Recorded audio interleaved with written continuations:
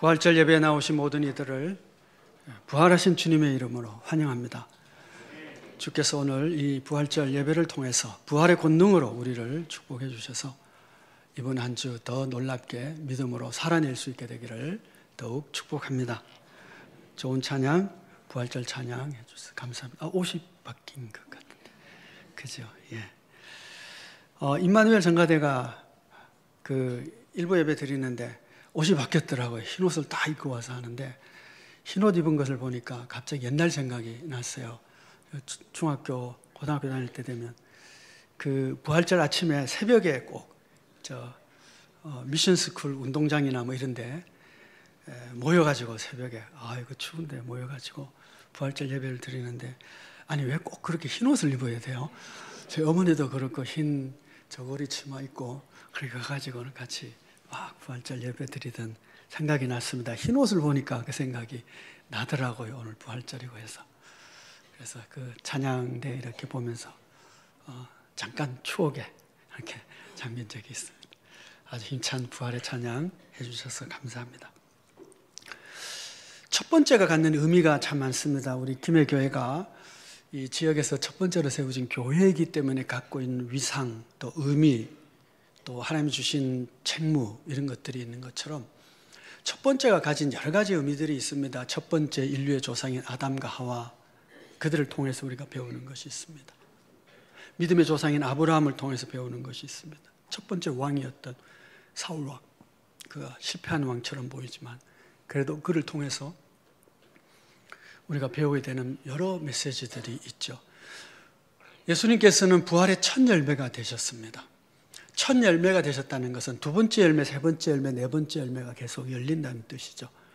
예수님께서 첫 열매가 되셨으므로 이제 우리 차례에도 부활에 동참할 수 있는 그 소망을 주고 믿음을 주고 기쁨을 주셨기 때문에 부활의 첫 열매 되신 그리스도를 우리가 찬양하며 영광 돌리며 감사하며 또 예배드리기 위해서 이 자리에 모였습니다.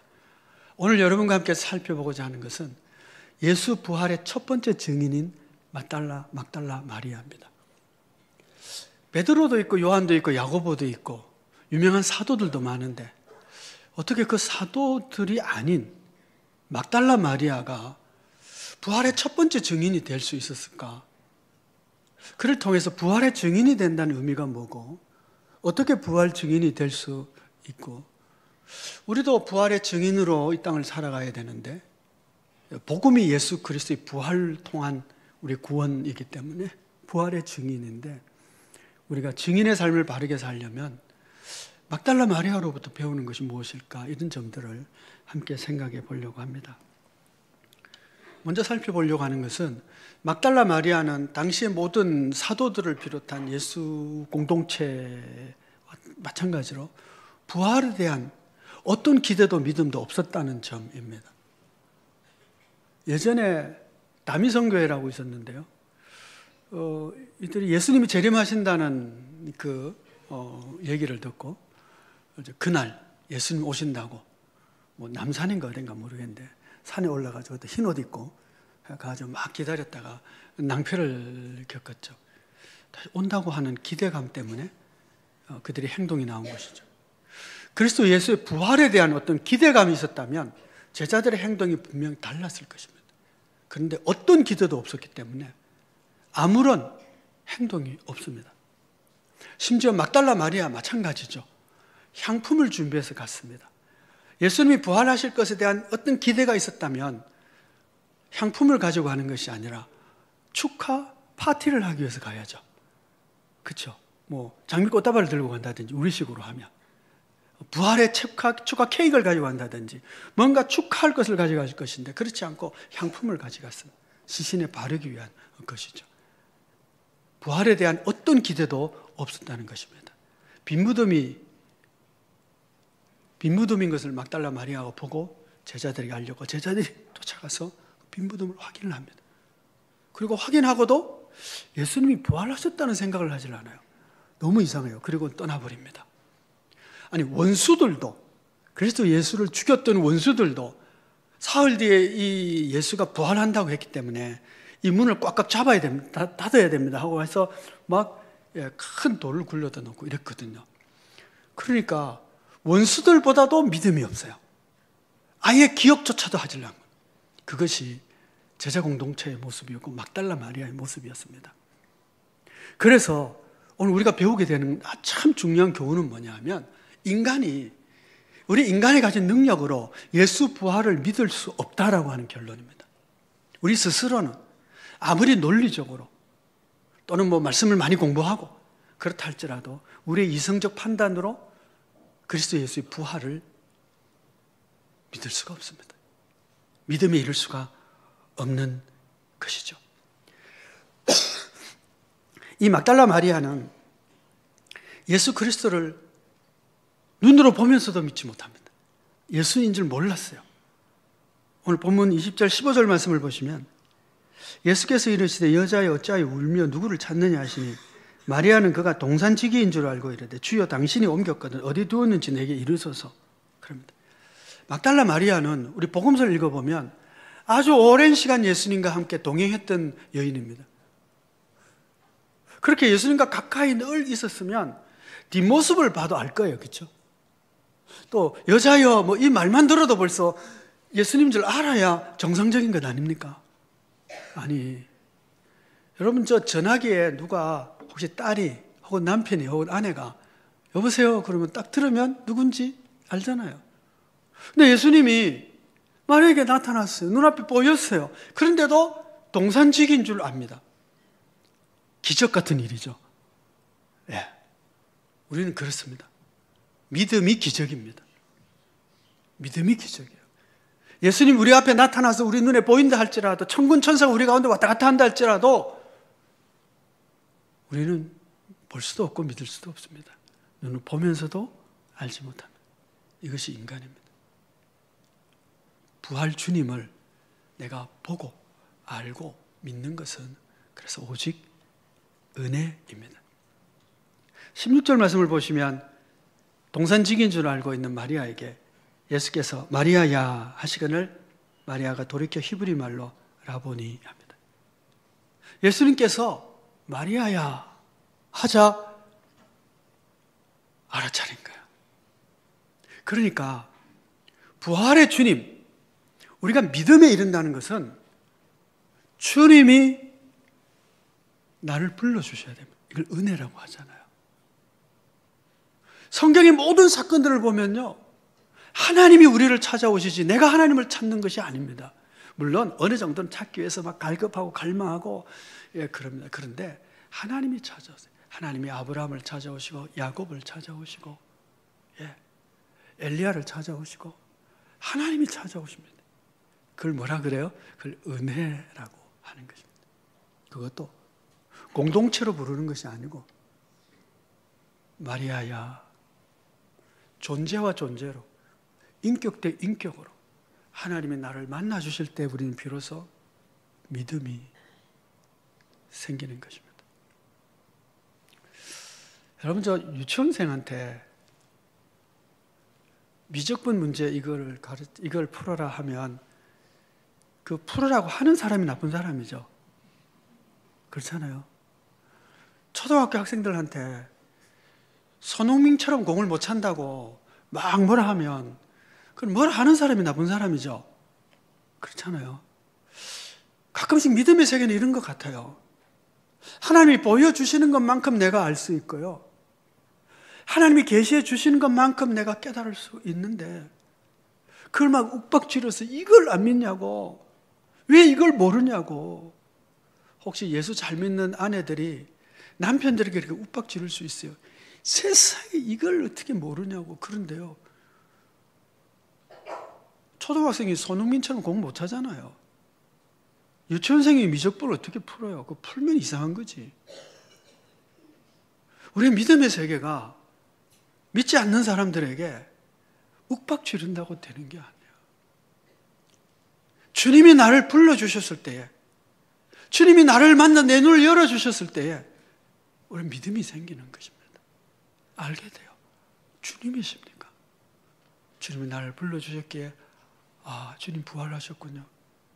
주의 말씀이 진리고, 아, 이 말씀이 이런 것이 이런 것이군요 라고 알게 되는 것은 오직 은혜입니다. 말씀이 말씀으로 들려지는 것이 은혜고요. 말씀이 그렇게 들려질 때 내게 믿음이 생겨서 믿음은 들음에서 나고 들음은 하나님의 말씀으로 말미암는다고. 하나님의 말씀이 저와 여러분에게 들려지는 은혜가 있기를 축복합니다. 내 이름을 불러주시는 주님의 이름이, 내 이름을 불러주시는 주님의 음성이 들려지는 은혜가 있기를 축복합니다. 안 들리면 할 수 없는 거예요. 어떡하겠어요? 안 보이는 것을 뭐라고 말하겠어요? 할 수 없어요. 보여야 되고 들려야. 그러나 보이면 들리면 삶이 달라집니다. 달라지는 것이죠. 그럼에도 불구하고 첫 번째 드린 질문 있잖아요.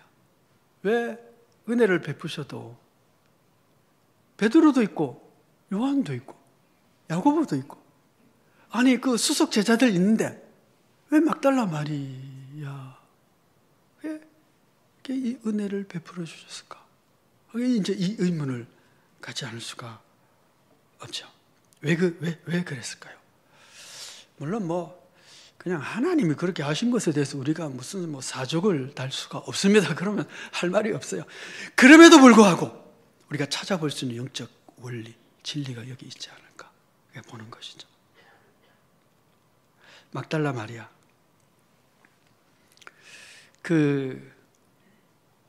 지난주에 넷플릭스에서 영화를 하나 봤는데요. 부활이라고 하는 영화였습니다. 예수님이 부활하시고 난 이후에 로마의 호민관인 이제 빌라도의 아주 측근인 로마의 장군이 시체가 없어졌으니까 이걸 조사하라는 명령을 받고 조사하는 과정이 아주 합리적인 의심을 통해서 왜 이렇게 됐지? 이게 뭐야? 그러면서 이제 이 예수님의 부활을, 이게 진리가 뭔지, 진짜 사실이 뭔지를 이렇게 찾아가는 그런 이야기였어요. 근데 거기 보면 이제 예수님 부활했다고 내가 봤다고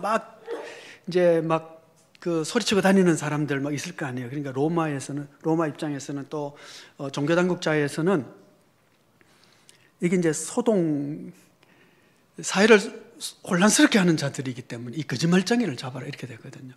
그럼 도대체 누가 이런 말을 하고 다니는지 조사를 하고 다니는. 그러다가 막달라 마리아라고 하는 그 여자가 부활한 주님을 봤다고 말하고 다닌다는 소식을 들어요. 그 막달라 마리아가 누구야? 그거 물었어요. 그랬더니 몸 파는 여자라고 말해요. 그래서 그러면 거기를 한번 찾아가보자 해서 유곽에 찾아가서 막달라 마리아를 이제 잡는 거예요.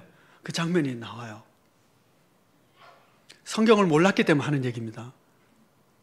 막달라 마리아는 몸 파는 여자가 아닙니다. 그런데 그러면 굉장히 흥미진진하잖아요. 그렇죠? 예, 이런 여자가 예수의 부활을 보고 변화돼서 회개해서, 그래서 유럽에는 막달라 마리아가 회개한 성녀로 나타납니다. 회개한, 아주 중요한 회개의 그 여자로 그게 이제 묘사가 되고 있는데, 성경에는요 막달라 마리아에 대해서 두 장면 딱 나옵니다. 복음서 어디를 찾아봐도 한 장면은 예수님의 무덤을 중심으로 그 전후에 막 등장을 해요. 그 이외에는 딱 한 장면 막달라 마리아라는 사람이 나와요. 막달라인 마리아 혹은 막달라 마리아입니다. 막달라인 마리아 혹은 막달라 마리아라는 것은 막달라라는 도시 출신의 마리아라는 얘기입니다. 나사렛 예수. 무슨 뜻이죠? 나사렛 출신의 예수라는 뜻이죠. 그런 것처럼 막달라인 마리아야. 막달라라는 도시는 어디 있느냐 하면 갈릴리 서쪽 편에 있습니다. 그리고 갈릴리에 있는 아주 발달한 네 도시 가운데 한 도시고, 물고기를 가공을 해서 이제 예루살렘이나 혹은 로마에까지 수출하는 곳으로 유명했습니다. 그러니까 산업이 발달되어 있는 곳이니까 부유한 도시라고 할 수 있겠죠. 그런 도시 출신 막달라인 마리아. 근데 이제 어떤 사람들은 이 여인이 간음하다가 현장에서 잡힌 여자가 이 막달라 마리아라고 얘기하기도 하고, 혹은 또 죽었다가 살아난 나사로의 동생 마리아라고 하기도 하고, 근데 그 성경에 없는 얘기인데 그렇게 된 이유 중에 하나가 뭘까라고 생각을 해보면, 한 4세기 정도의 교부들과 또 교황이 강론을 하면서 이 막달라 마리아가 그 몸 파는 여자라고 강론을 한 거예요. 근데 아시다시피 캐톨릭은 교황 무호서를 주장하고 있기 때문에 교황이 말한 거는 절대 무효하다. 성경과 같은 뭐 비슷한 권위로 얘기하기 때문에 그냥 그렇게 확증하다시피 된 것이죠. 왜 그랬을까? 왜 그때 그런 얘기를 했지? 성경에 없는 얘기를 왜 했지? 라고 생각할 때에, 이제 이거는 그냥 추론입니다. 그냥 설교가 아니고 그냥 성경 공부로 그냥 이렇게 들으세요. 그 캐톨릭은 베드로가 굉장히 중요하잖아요. 베드로, 그 예수님으로부터 천국 열쇠를 받은, 그래서 제1대 교황이 베드로입니다.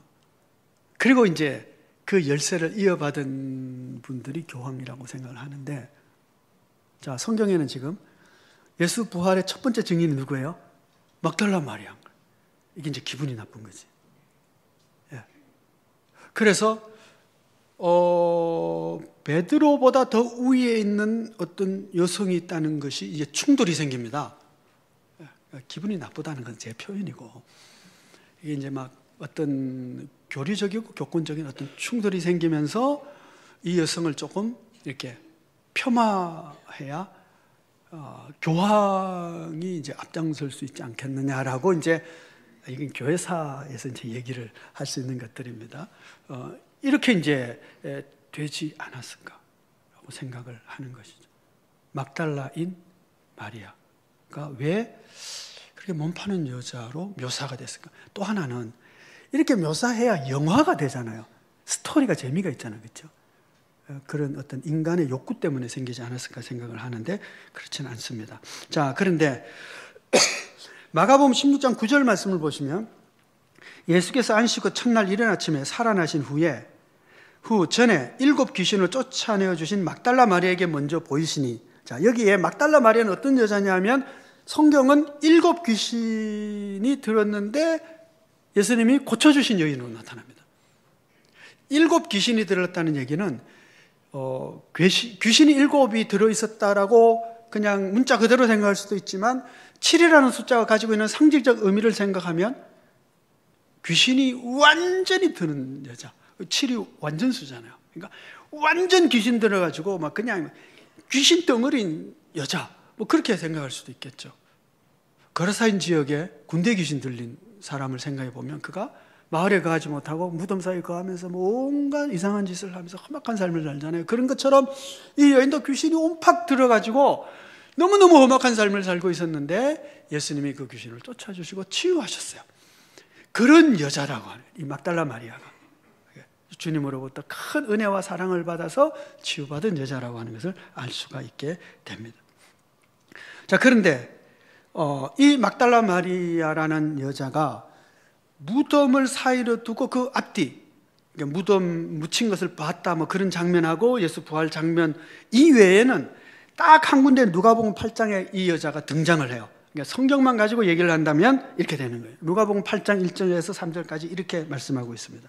그 후에 예수께서 각 성과 마을에 두루 다니시며 하나님의 나라를 선포하시며 그 복음을 전하세 12 제자가 함께하였고, 또한 악귀를 쫓아내심과 병 고침을 받은 어떤 여자들 곧 7 귀신이 나간 자 막달라인이라 하는 마리아와 헤롯의 청지기 구사의 아내 요한나와 수산나와 다른 여러 여자가 함께하여 자기들의 소유로 그들을 섬기더라.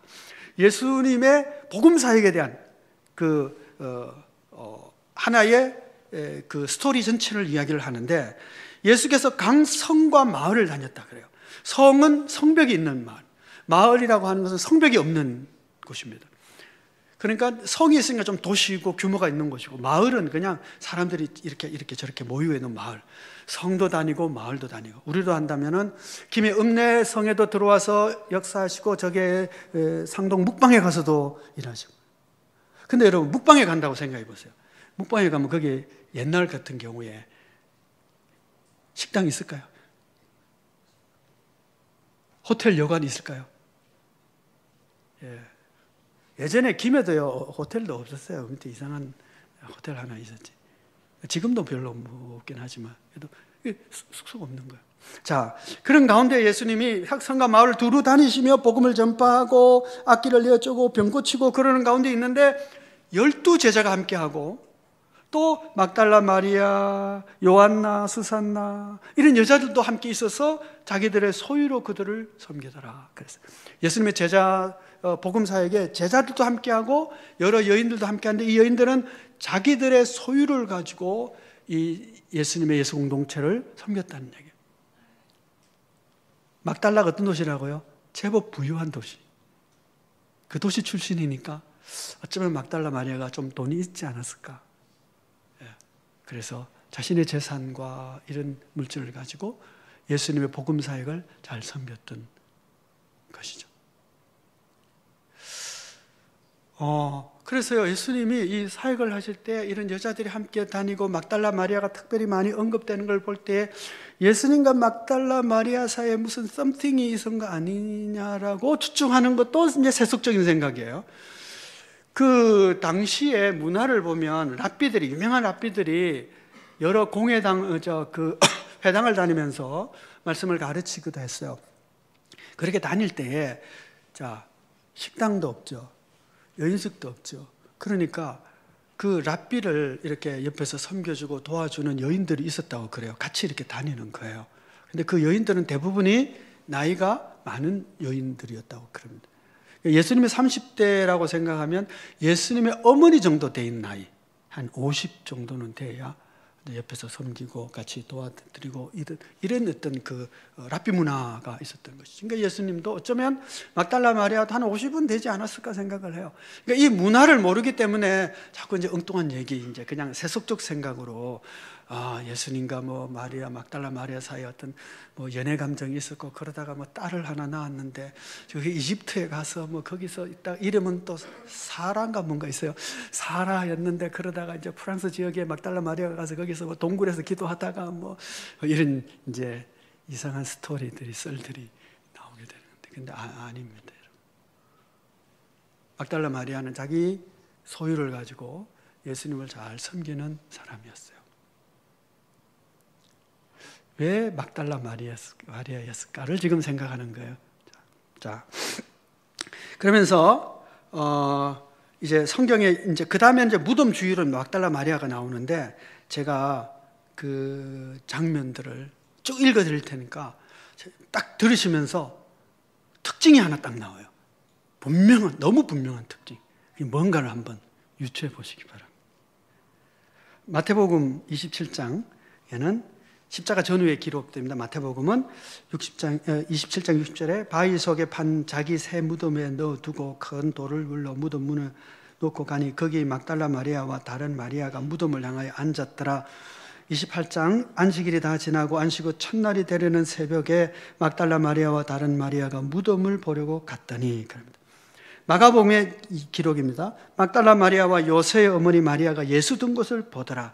안식일이 지남에 막달라 마리아와 야고보의 어머니 마리아와 또 살로메가 가서 예수께 바르기와 향품을 사다 두었다가 그럽니다. 누가복음 기록입니다. 안식 후 첫날 새벽에 이 여자들이 준비한 향품을 가지고 무덤에 갔어요. 이 여자들은 막달라 마리아와 요한나와 야고보의 모친 마리아와 또 그들과 함께한 다른 여자들 이렇게 나옵니다. 요한복음입니다. 요한복음 20장 안식 후 첫날 일찍이 아직 어두울 때에 막달라 마리아가 무덤에 와서 돌이 무덤에 옮겨진 것을 보고 특징이 뭘까요? 전후에 그 여인들에 대한 기록을 할 때에 항상 막달라 마리아가 제일 먼저 나옵니다. 그러니까 사복음서 각자 마태, 마가, 누가, 요한복음의 기록자들이 이 장면을 그 예수님의 부활 전후 무덤 전후를 이렇게 묘사를 하는데 한결같이 모든 여인들의 이름 앞에 막달라 마리아가 나와요. 자기 재산을 가지고 예수 공동체를 섬길 때도 막달라 마리아가 제일 앞에 나와요. 뭘 얘기하는 걸까요? 막달라 마리아가 자기가 치유받은 은혜도 있지만 주님을 가까이 하기를 너무 힘쓰고 주를 섬기는 일에 가장 앞장섰고 그리고 심지어는 이제 돌아가셨으니까 예수님으로부터 어떤 다정한 말 한마디, 가르침 한마디 받을 수 없는 상황임에도 불구하고 그 주님을, 무덤을 떠나지 못하고 그 앞에 있는 그런 열심히 특심한, 아니 주님을 가까이 하고 주님 옆에 있기를 그렇게 사모했던 여인이다 라고 하는 것을 알 수 있는 것입니다. 사복음서의 기자들은, 그들이 본 막달라 마리아는 누구보다도 주님을 사랑하고 주님을 가까이 있기에 힘쓴 여인이었습니다. 아니 그러니까 사도 베드로하고 누가 높으냐 충돌할 만하지요. 사실은 뭐 누가 높으냐가 별로 중요한 건 아니지만, 여러분, 사도들은요, 이 제자들은 빈무덤 보고 그냥 가버려요. 근데 이 막달라 마리아는 떠나지 않고 거기 있어요. 그러니까 은혜를 받는 비결은 뭐냐 하면, 은혜를 사모하는 자에게 하나님의 은혜를 베풀어 주신다는 거예요. 간절히 사모하는 자에게. 은혜는 자격 없는 자에게 주시는 하나님의 큰 선물이지만, 그럼에도 불구하고 은혜 받는 자리가 있고 은혜 받을 수 있는 사람이 있고, 그 은혜를 거절할 수밖에 없고, 어떤 때는 은혜 받지 못하는 자리도 있다는 것을 볼 수 있게 돼요. 은혜 받을 만한 자리에 있다고 해서 은혜를 주시는 것은 하나님이지만, 그러나 그 자리에 있어야 하는 것이죠. 여러분, 왜 야곱이 아니고 에서일까요? 에서처럼 멋있는 사람이 하나님의 그 택함을 받아야지, 야곱처럼 야비하고 술수꾼이고 거짓말 잘하고 이런 야곱이 왜 에서보다도 더 하나님의 선택을 받았을까요? 하나님이 창세전에 예정하셨다 그러면 할 말이 없어요. 사실 태어나기 전에 하나님이 그 야곱을 먼저 잡았죠. 그러나 성경을 통해서 우리에게 주시는 굉장히 중요한 메시지는, 야곱이 하나님과 씨름하여 이겼다라고 하는, 그게 이스라엘이잖아요. 왜요? 하나님 없으면 안 됩니다, 하나님 제게 은혜 주시지 않으면 저는 못 삽니다 라고 하는 그 간절한 하나님의 하는 갈증, 갈망, 하나님 저와 함께 해주십시오 라고 하는 그 간구가 은혜의 통로가 된다는 거죠.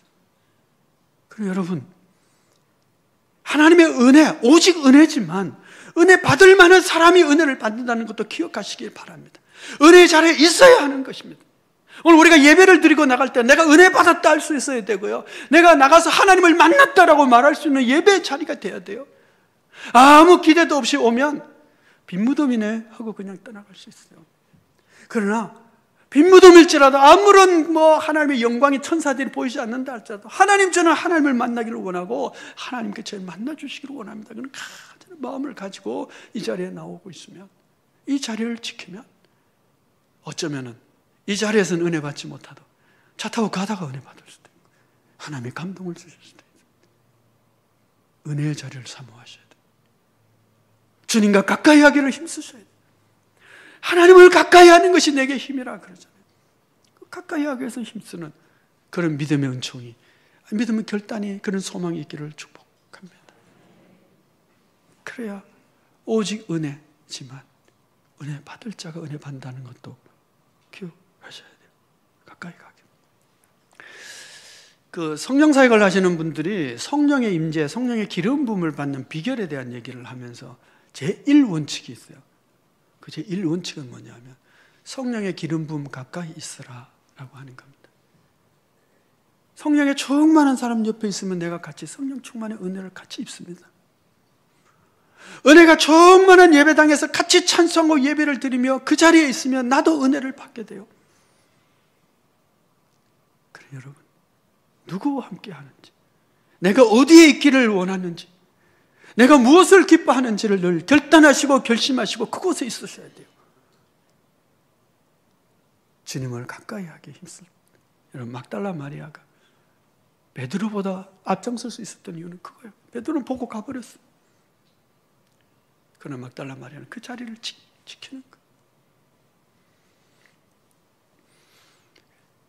예수님께서 승천하시면서 제자들에게 그러시죠. 너희가 예루살렘 떠나지 말고 아버지의 약속하시기를 기다려라. 근데 그 승천하실 때 500여 형제들이 승천을 보았어요. 그런데요, 그 자리를 지키지 않은 사람 다 떠나 120명만 그 자리를 지켰어요. 그리고 그들이 성령의 충만함을 받고 초대교회의 구성원들이 되고 하나님의 큰 일을, 방언을 받고 막 전하는 자가 되었잖아요. 우리가 지켜야 될 자리, 여러분 지켜야 될 예배의 자리, 지켜야 될 기도의 자리 지키시기를 바랍니다. 그냥 그 자리를 지키는 것이 아니라 가진 삶, 내가 주님과 함께 하기를 원합니다. 주님의 은혜가 필요합니다. 주님 나를 만나 주시냐면 내가 살 수 없습니다. 그런 주님을 향한 간절한 소망을 가지고 함께 나아갈 수 있는 우리 모두가 되기를 축복합니다. 마리아가 18절 말씀 보시면 이렇게 합니다. 막달라 마리아가 가서 제자들에게 내가 주를 보았다 하고 또 주께서 자기에게 이렇게 말씀하셨다 하니라. 내가 주를 봤다 그래요. 봤다. 이게 무슨 얘기예요? 봤다는 얘기는 증인이라는 얘기입니다. 내가 예수님 봤다 하는 사람의 말을 듣고 내가 전하면 나는 전달자일 뿐이에요. 그런데 전달자가 아니고 내가 봤다니까 이건 증인인 거예요. 그리고 예수님께서는 제자들에게도 증인이 되라고 말했어요. 너희 가서 모든 민족에게 복음을 전하는 증인이 되라. 다락방에서 성령을 받은 사람들이 이제 막 은사를 받고 방언으로 나가서 막 외칩니다. 듣는 사람들이 자기들의 난곡 방언으로, 자기들이 태어난 곳에 그 언어로 막 이 하나님의 크신 일을 들었다 그럽니다. 그럼 하나님의 크신 일이 뭘까라고 했을 때, 그 베드로가 쭉 오순절 설교를 합니다. 그리고 마지막 결론에 이렇게 얘기해요. 이 예수를 하나님이 살리신지라 우리가 다 이 일의 증인이로다. 예수님 부활의 증인인, 예수님이 죽은 자 가운데 살아났다. 이것이 하나님의 크신 일이었고 우리는 이 일의 증인이다. 그러면 그들은 예수 그리스도께서 죽은 자 가운데서 부활하셨습니다는 이 증거를 하기 위해서 핍박 가운데서 순교하면서까지 증인이 되었습니다. 여러분 오늘도 우리가 복음의 증인으로 살 때에 내가 보았다라고 할 수 있어요. 들었다가 아니고 내가 봤다. 무슨 얘기예요? 믿음의 간증을 가진 자. 하나님이 나에게 하신 일, 하나님이 나를 통해서 하신 일, 하나님이 나에게 나타나신 일, 그것을 간증할 수 있는 사람이 되어야 되는 거예요. 교회 갔더니 목사님이 이런 얘기 하더라. 그래가지고는 생명이 살아나질 않는 거예요. 아니 그건 증인이 아닌 거예요. 목사님이 설교의 전달자지. 그게 아니고 하나님이 나에게 이렇게 하셨다. 하나님이 나를 이렇게 변화시키셨습니다. 이번 주도 내가 부활주일 가서 하나님을 만났습니다. 이렇게 간증하죠. 그리고 이렇게 보면 어떻게 해요? 사람이 바뀌어요. 말도 바뀌고 행동도 바뀌어요. 전달자가 아니고 증인이기 때문에 그 말이 달라지고 행동이 달라지는 거예요. 요한복음 20장 21절 23절에 예수께서 또 이르시되 너희에게 평강이 있을지어다. 아버지께서 나를 보내신 것 같이 나도 너희를 보내노라. 이 말씀을 하시고 그들 향하여 숨을 내쉬며 이르시되 성령을 받으라. 그럽니다. 예수님께서 제자들에게 아버지가 나를 보낸 것처럼 나도 너희를 보낸다. 이때부터 시작해서 예수님의 제자들은 사도가 됩니다. 제자에서 사도, 사도라는 단어는 보냄을 받았다라는 뜻이에요. 내가 너희를 보낸다. 그 전까지는 예수님을 배우는 제자였고 이제는 주님의 보냄을 받은 사도가 돼요. 내가 너희를 보낸다. 보내는데 그냥 보내는 것이 아니고 성령을 받아라. 오늘도 우리가 증인의 삶을 살려면 성령이 내게 오셨고 성령이 나를 감동시키시고 성령이 나로 하여금 하나님이 아니면 아닌 일을 보게 하시고 알게 하시고 만나게 하시고 그 성령의 충만함을 주셔서 일하게 하시는 것을 믿습니다. 오늘 여러분과 나눈 말씀의 핵심은 그거예요. 우리가 어떻게 부활의 증인이 될 수 있을까? 라는 겁니다. 막달라 마리아가 첫 번째 부활의 증인이었기 때문에 그를 통해서 부활의 증인 된다는 것이 어떻게 가능할까? 첫째는요, 주님을 가까이 하게 힘쓰는 것입니다. 주님이 계신 곳, 하나님이 계신 곳, 물론 하나님이 어디나 다 계시지만 하나님이 계신 곳, 주님을 가까이 하기에 힘쓰는 막달라 마리아, 언제나 첫째 되었던 막달라 마리아를 통해서 배우게 되는. 두 번째는 그럼에도 불구하고 오직 은혜, 주님이 나를 찾아오셔야 되는 것입니다. 세 번째는 성령을 받아야 하는 것입니다. 성령이 오셔서 부활의 증인되게 하는 것입니다. 세 가지. 우리 모두에게 이런 은혜가 있기를 바라는데, 주님을 가까이 하기 위해서 힘쓰는 믿음의 소망과 갈증이 있기를 축복합니다. 그런 가운데 주님이 우리를 찾아오시는 은혜가 있기를 또한 축복합니다. 주님이 우리를 찾아오셔요. 세 번째는 그러므로 말미암아 성령의 충만함을 받는 것입니다. 부활절입니다. 부활의 증인으로 일어서서 나갈 수 있는 우리 모두가 되기를 축복합니다. 기도하겠습니다. 은혜로우신 아버지 하나님, 부활의 첫 증인이었던 막달라 마리아를 통해서 부활의 증인이 된다는 것이 간절한 주님을 향한 사랑과 함께 있기를 원하는 마음, 그리고 주께서 우리를 찾아오셔서 우리의 이름을 각각 불러주시는 오직 은혜, 그리고 성령으로 충만한 그 권능으로 충만한 무장, 이것이 필요함을 배웠습니다. 이 시간 예배 자리에 있는 모든 이들이 내가 주를 만났다고 간증할 수 있도록 주님 우리를 만나주시기를 원합니다. 주님과 함께 있기를 간절히 소망하는 저희들 가운데 주여